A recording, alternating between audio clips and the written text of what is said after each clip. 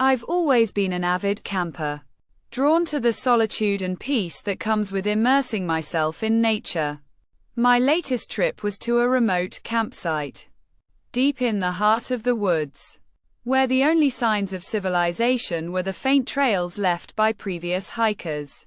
As I arrived, the sun was beginning to set, casting a golden glow over the forest. The air was crisp and clean, filled with the scent of pine and the distant call of a bird.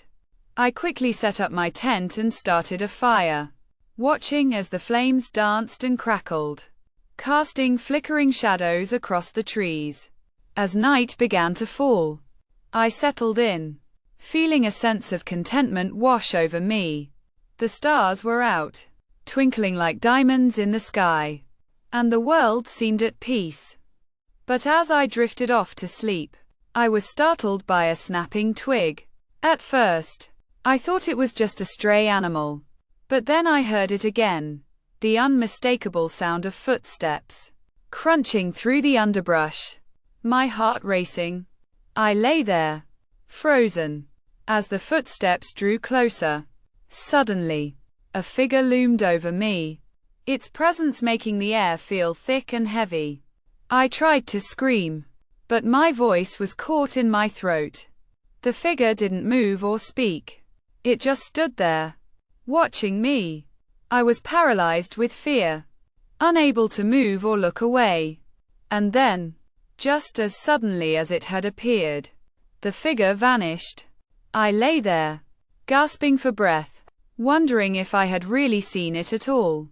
But as I looked around, I noticed something. The trees seemed to have moved, their branches now twisted and gnarled. The fire was out, and an eerie darkness had fallen over the campsite. I knew then that I wasn't alone in the woods, and that something was waiting for me, just out of sight. I packed up my tent and fled, not stopping until I was back in the safety of my car, speeding away from the campsite as fast as I could. It wasn't until I was miles away that I realized I wasn't alone. There was something in the backseat, watching me. I caught a glimpse of it in the rearview mirror, its eyes glowing with an otherworldly light. I slammed on the brakes, and the thing vanished, leaving behind only a faint whisper, "You should not have come here." I never went camping again, and I never spoke of that night to anyone. But sometimes, in the dead of night, I still hear the sound of footsteps, crunching through the underbrush, coming for me.